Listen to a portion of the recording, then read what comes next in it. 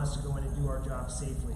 Because if we're trying to respond to new incidents or expanding areas of the fire or trying to protect additional structures, and you're on the roadways, it's going to hamper our abilities. This is a volatile situation with the prediction of the winds that are coming in, with anticipated winds of over 50 miles an hour that could be predicted. So please let us do our work. Get out of the area for your safety and our safety. I just want to reiterate something that Chief Deputy Clark said. The fuels out there have been burning for 7 days now in some areas. It's very dangerous out there. I, in fact, had an opportunity. Just one item to note before we get to questions is we've had a lot of outpouring of support from the community in how they can help firefighters. We, as firefighters, do not need any water or food or anything donated to us right now. We're self-sufficient with our logistical operations. We really appreciate the support we see from the community, but please, dropping off donations right now actually is not what we need. We need the space to actually get in there and do the work and have people leave the area.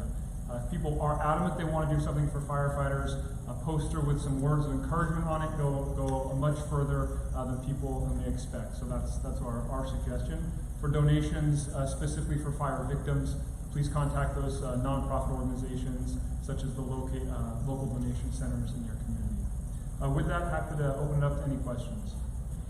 Can you address again the number of firefighters that are working? Do they have to work 48 hours in a row, or what are their shifts? And also, how many would you, if you did, for a fire of this size? Currently on the incident, we have over 1,300 personnel assigned. None of those personnel now, we have them in a work rest cycle, so they're working 24 on, 24 off. That's a standard operating shift for our firefighting resources there. It's difficult to say how many resources we would order or how many personnel we would order for this incident. We go through a planning process each day, and we identify the needs of each division, each branch, each zone on this incident. Obviously, it would be a large number increase if they were available.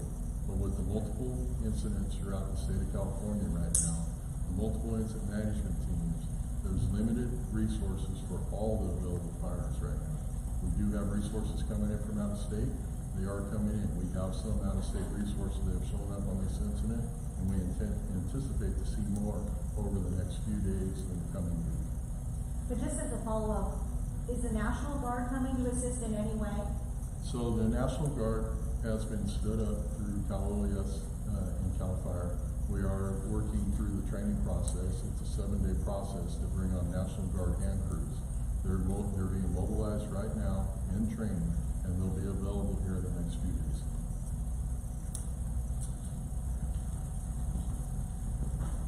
All right, any additional questions? How about the U.S. Forest Service? Are they involved, or are they going to be involved? Yeah, so we have a variety of agencies involved: federal, state, local, private.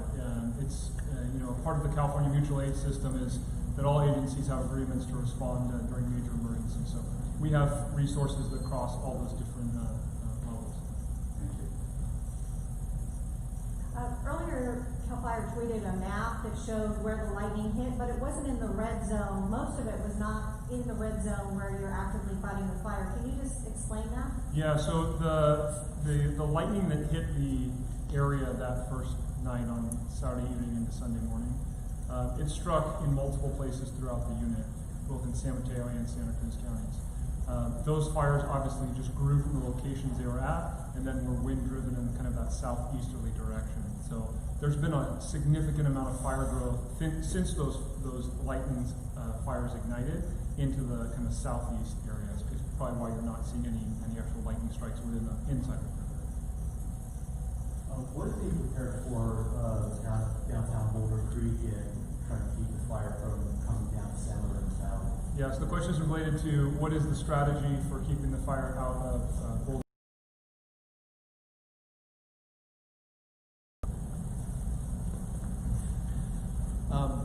Those communities it's a bit difficult because the topography, the terrain is very difficult for us to construct control lines like we normally do on most incidents. So that's another challenge that we face. It's not a cookie cutter approach on every fire.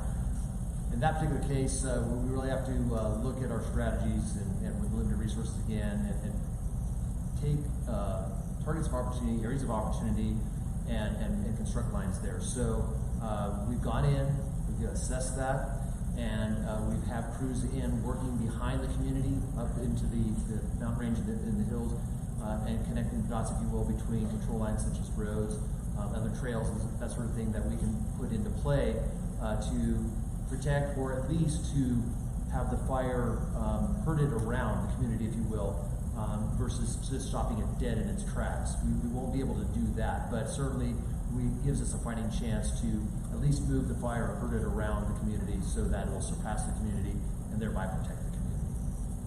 As a follow-up to that, today we talked to some residents in Ben Lomond who said that they only saw the volunteer firefighters, they never saw any CAL FIRE crews out there. Were you guys there in Ben Lomond, and what's the strategy there? Because they feel like everything's been left up to the volunteers. Yeah, certainly I believe they could feel that. Again, we have limited resources, but they've been protecting their community, and there have been CAL FIRE resources there, I can assure that. Again, limited, so maybe that's the reason that is being reported. It's not the typical heavy presence that you will typically see in most incidents when, again, as we explained, we have a lot of resources available to us, and it's very present and very prevalent there in our, right there on Front Street, so to speak. So we have been working resources with bulldozers when we can, our hand crews, engine companies, and then more so doing assessments and starting to put the planning process into play as to when we do get the resources where we can put those lines. So there isn't a community that we haven't had some form of presence there. Is it as much as we'd like? Absolutely not. But certainly we're not trying to put any community out as an island or unprotected. We're doing everything we possibly can to protect those communities. Every one of those is equal to us regardless. Can you comment on a report in the LA Times that speaks that contends that Boulder, with respect to Boulder Creek, the fire is expected to come there within the next few days, and that there is part of my earlier question too. As far as what are the contingencies there? You speak about limited resources. I mean, what is realistic? What people expect and prepare for? Well, probably where that story came from is the conditions that we had probably the past 72 hours ago and earlier in the week, when we had very strong winds that aligned themselves with that San Lorenzo Valley, that we can predict what the fire does to a certain point, and in those fuels and the intensity of the fire, that we were expecting it full well to come into the community. That's just what we were dealing with Mother Nature, so we had to kind of react to that. So that's probably why there was the stories that it was imminent, that the fire was going to. That's why we evacuated as early as we did.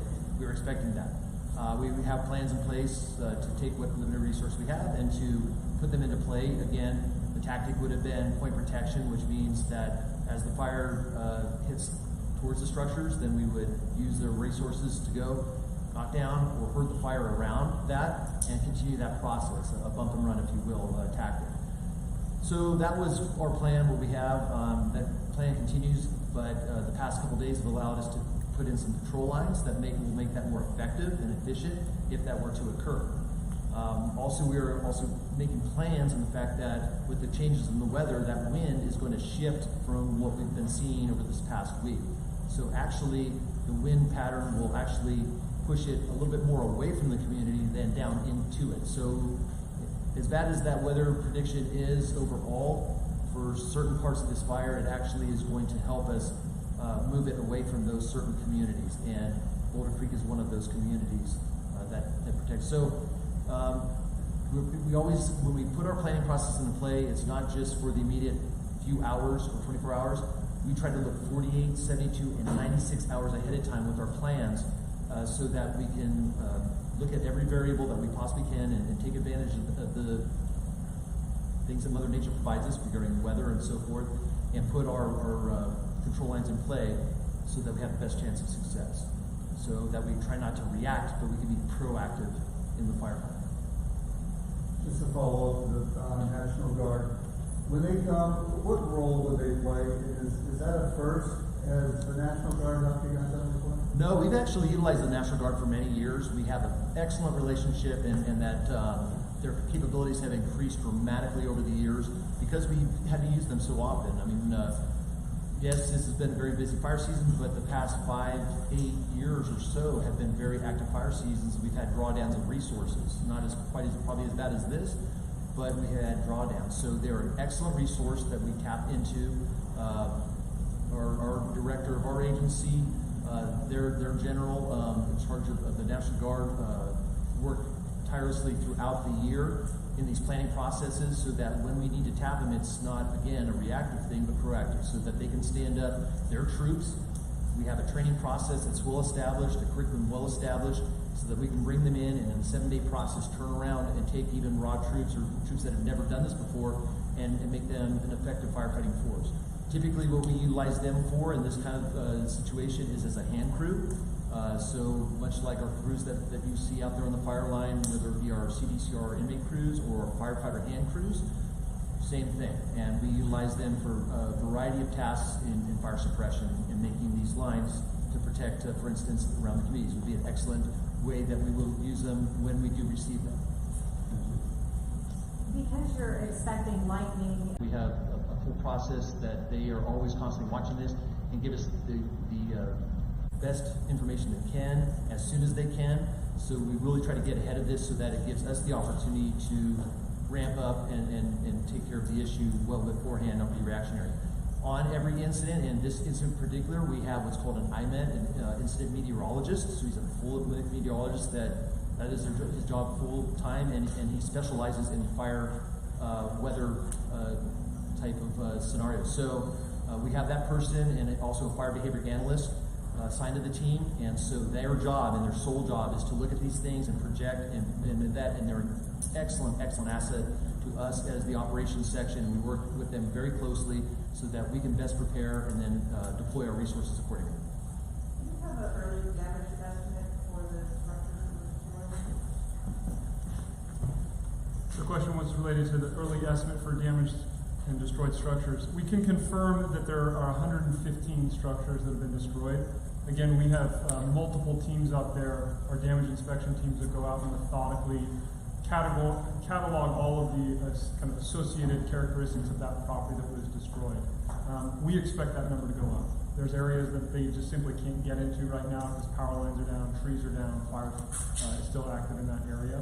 But they go out on shift every day and that number will go up. So Sonoma County says that their preliminary, they had a dollar amount, most of them. Yeah. So we wouldn't release a dollar amount. That would be at a county level, through the assessor's office at the county level. We give the information to the county that we collect for their record keeping and release. Can you say anything about whether you've done assessments in these kind of units, or is that coming from specific areas? Yeah, so no, this is in a few specific areas. It's by no means complete for the whole fire. That information will be forthcoming. As you can imagine, with 67,000 acres, it is a methodical process to get through all of the properties that are in there. I think you'll see the numbers go up until they hit that plateau where they've gotten through most of the kind of inhabited areas. But it just takes time, and it especially takes time when you're working in timber and there's trees across the road and there's firefighters working. And unfortunately, there are still a lot of people up there that really are hindering the operation. You mentioned that you're going to have crews coming in from out of state. Which states are they coming from, and how many people? Yeah, so we know there's firefighting crews coming from all over the western U.S. I think we have crews here already from Arizona, and that will be, they get assigned when they come into the state based on the threat that's out there. I know the question came up about lightning. I think it's really important to note that the command center here in the San Lorenzo Valley in Felton, they use a lightning detection that lightning storms come through. And in the last week, the Alert Wildfire Camera System, which is a fire verification system, there's been 3 new installations of cameras within the unit here in San Mateo, Santa Cruz. And those are the cameras that our command center uses to look at the locations where there's been confirmed strikes. So that's a verification system. It's gotten a lot more robust even in the last week. And we hope we don't have to use it in the next 48 hours, but there's a high likelihood that we will. All right, everyone up here.